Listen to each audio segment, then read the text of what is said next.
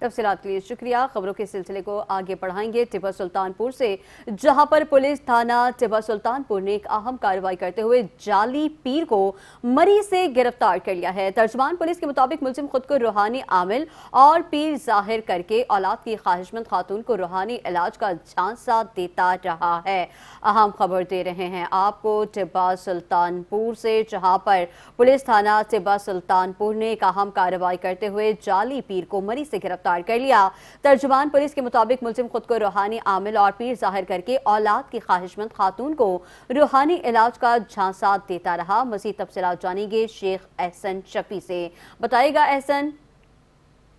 जी बिल्कुल, पुलिस थाना टिब्बा सुल्तानपुर ने एक अहम कार्रवाई करवाने के बहाने आने वाली खातून को मुबैना तौर पर अगवा करने वाले जेली पीर नूर मोहम्मद खटक पठान को मरी के इलाके से गिरफ्तार कर लिया है। तर्जमान पुलिस के मुताबिक मुलजिम खुद को रूहानी आमिल और पीर जाहिर करके औलाद की ख्वाहिशमंद खातून को रूहानी इलाज का झांसा देता रहा और दम के बहाने उसे अपने साथ बन्नू और फिर मरी ले गया।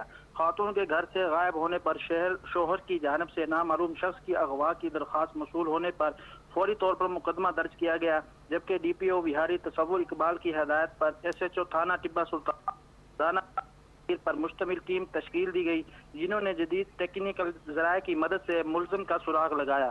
कार्रवाई के दौरान मुगैया भी बाहिफाजत बाजियाब करवा लिया गया है, जिसे कानूनी कार्रवाई के बाद अहले खाना के हवाले कर दिया गया है। जी तफसीलात के लिए शुक्रिया शेख एहसन।